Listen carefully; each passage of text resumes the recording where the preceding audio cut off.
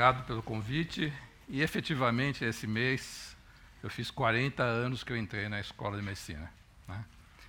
E eu tive o privilégio de começar, logo no primeiro ano, a estudar vários tipos de dependência química. Uma professora, que era a professora Jandira Mazur, que foi minha grande mentora.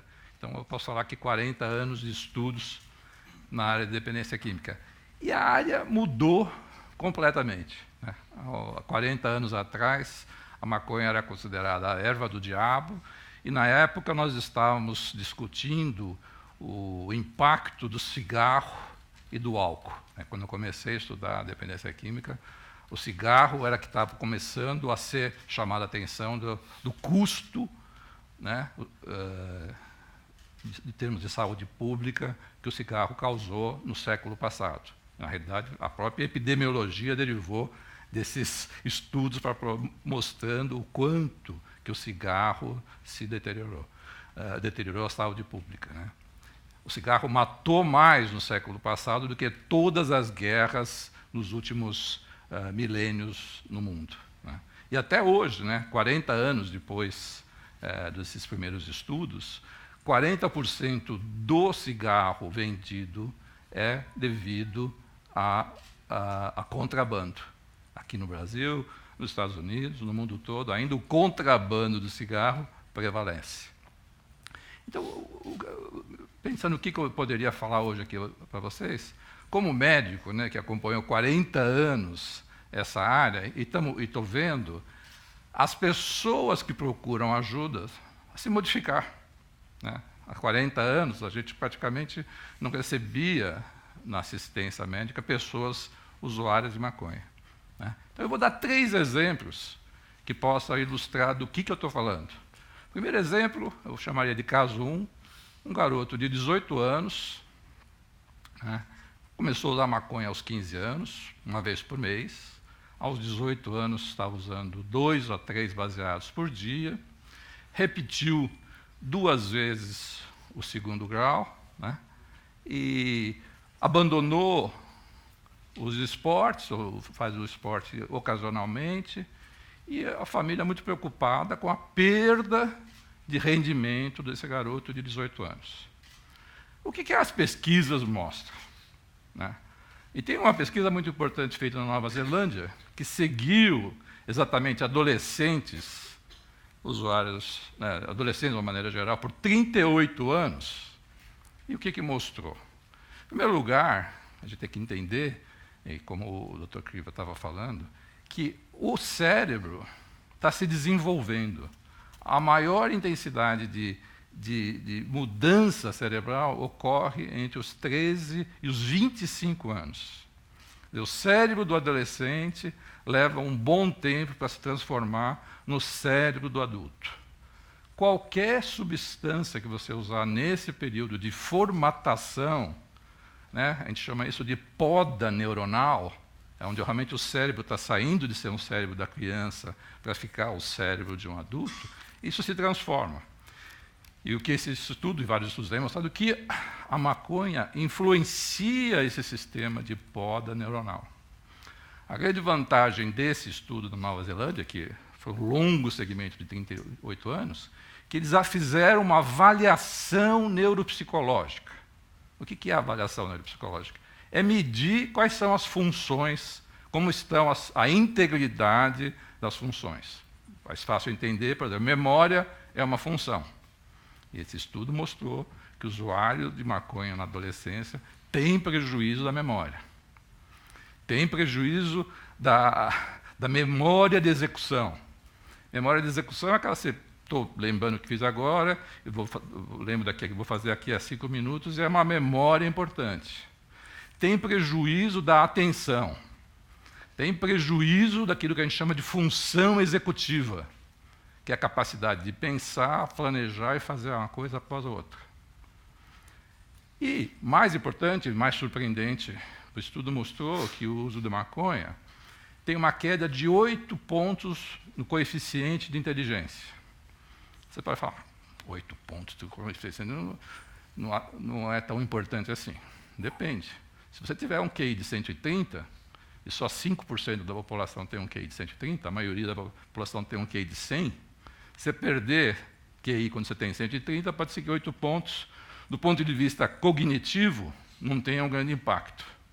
Se você tiver o 100 de QI e perder 8 pontos, faz uma grande diferença no rendimento cognitivo dessas pessoas. Então, eu não tenho dúvida que esse fenômeno é um fenômeno realmente importante. Essa geração que acha que maconha não faz mal, quer dizer, isso, né, se você for para a internet, né, e eu converso muito com os adolescentes, né, e por incrível que pareça, né, eu tenho filhos adolescentes que perguntam que tipo de paciente você mais tem visto no ano passado no seu consultório? Usuário de maconha. Mais de 50% das pessoas que vão para atendimento para dependência química nos Estados Unidos é por causa do uso da maconha. Então, mudou. Na minha época, 40 anos atrás, não era assim, né? Então, esse fenômeno que eu acabei de comentar, que é esse declínio cognitivo com o uso da maconha, pode ser sutil, às vezes pode só falar, a maconha não causa overdose. Então, não causa. Mas o dano cognitivo, você não precisa mais de estudos para mostrar que o adolescente que usa maconha tem déficit cognitivo, né? Exatamente por isso que eu falei. É o período de formatação cerebral e tudo aquilo que o Kripa estava falando sobre a ação farmacológica de todos, não só do THC e do canabidiol, nós estamos sabendo muito pouco. Sabemos já, com esse estudo de 38 anos de segmento, que influencia o desenvolvimento. O segundo caso que eu quero mostrar, talvez um pouco menos comum, mas eu acho que igualmente importante, um garoto de 20 anos, né, que usava maconha desde a adolescência, começou a ficar muito ciumento com a namorada, começou a escutar barulhos que ninguém escutava, e isso era uma coisa perturbadora para ele, e alguns pensamentos bizarros, né? Você pode falar, isso daí é normal. E, na realidade, mais ou menos 30% dos adolescentes, nesse período de adolescência, tem algum tipo de comportamento que a gente chama de sintomas psicóticos subclínicos. Então, por isso que a normalidade, para nós psiquiatras, ela tem que ser relativa, especialmente no período de intensa formatação cerebral, pode aparecer circunstancialmente alguns sintomas como esses que eu falei. É lógico que se os sintomas ficarem persistentes, se você ficar alucinando e ficar com paranoia persistentemente, aí você faz um quadro psicótico, né? Aí é um quadro clínico. Nem é isso que eu estou falando. Esse caso que eu estou contando, a pessoa que tinha sintomas psicóticos subclínicos, né? E o que os estudos têm mostrado sobre esse fenômeno?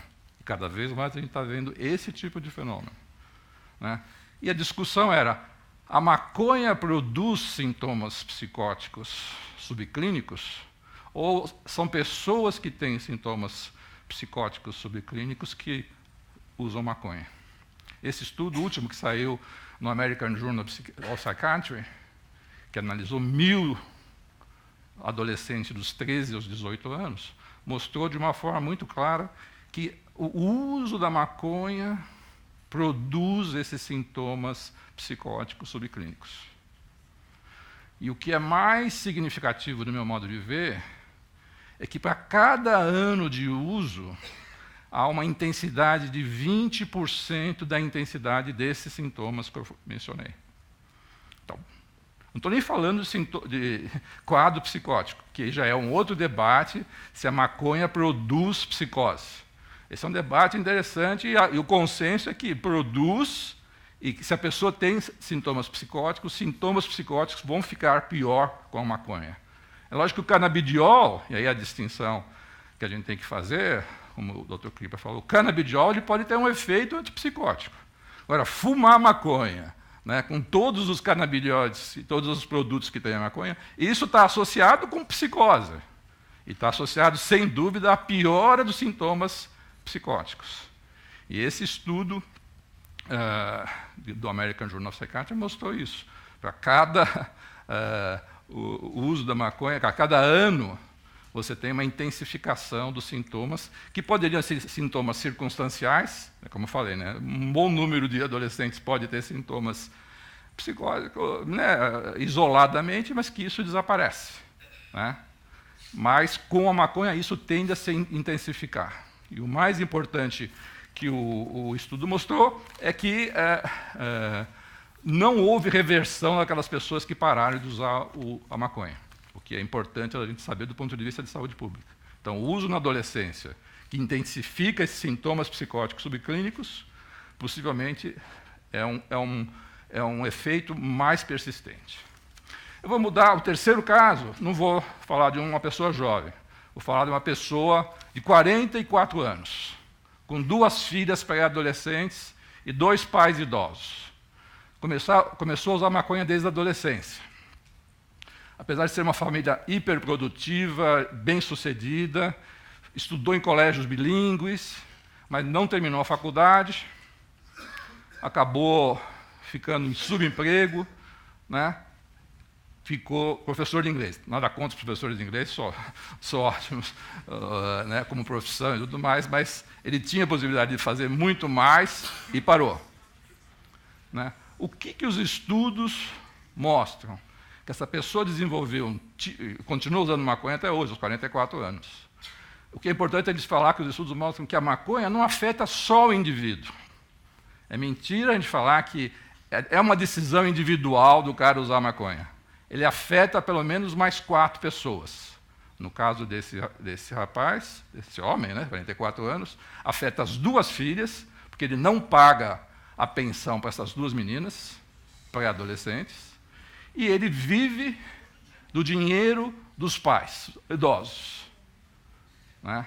Então, você vê o quanto que a maconha afetou com a apatia e a procrastinação, que é um nome feio, mas ele é um sintoma típico de usuário crônico de maconha, da pessoa ficar com um tipo de vida subutilizando muito das suas capacidades.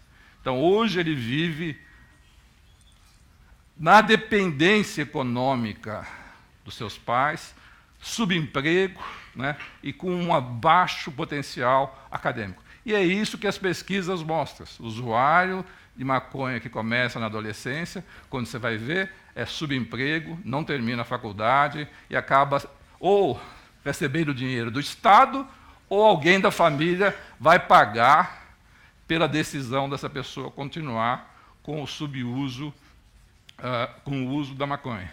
Então, eu acho que é interessante a gente ver, né, do efeito agudo do uso da maconha e também desse efeito cronificante que alguém vai pagar a conta dessas escolhas, e, no caso, muitas vezes, a família. Né? Se a pessoa não trabalha, se a pessoa não estuda, se não cuida dos próprios filhos, né? Não é só os pais, não cuida dos próprios filhos, alguém vai pagar essa conta, e, normalmente, no caso, esse é um fenômeno que a gente vê, que a família tendo que carregar, né, a apatia crônica causada pela maconha, assim como essa procrastinação, essa falta de iniciativa que a maconha acaba ocorrendo. O que eu acho que esses 3 casos ilustram é que a maconha, né, a gente tem que entender que ela causa impacto do ponto de vista cerebral. Né? Não tem tanto a ver, no meu modo de ver, se vai se legalizar, é outro tipo de debate. Eu, como médico, eu tenho que traduzir o que a literatura científica mostra, e que, para você ter acesso a essa literatura científica, você tem que cavocar muito mais. Não adianta você ir num site favorável à maconha, que você não vai achar esse tipo de informação. A mídia não te dá essa informação, a mídia é francamente favorável à legalização da maconha, alguns políticos são francamente favoráveis à legalização da maconha. Né? O que está acontecendo com a maconha é exatamente o que aconteceu com o cigarro na década de 50. Né? A mídia era favorável ao cigarro, né? As celebridades fumavam em todos os filmes que a gente via em Hollywood, né? Existia um interesse econômico muito forte da parte da própria indústria do tabaco, né? Uma tendência a diminuir a percepção de risco.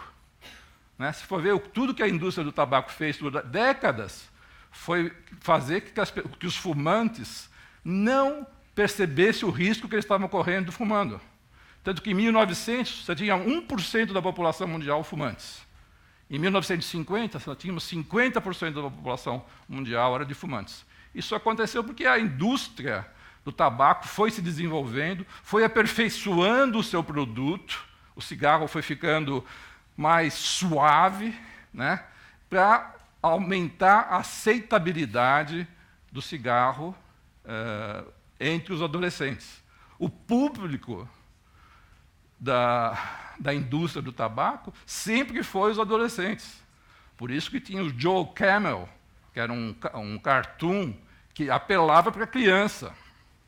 E é isso que está acontecendo com a maconha.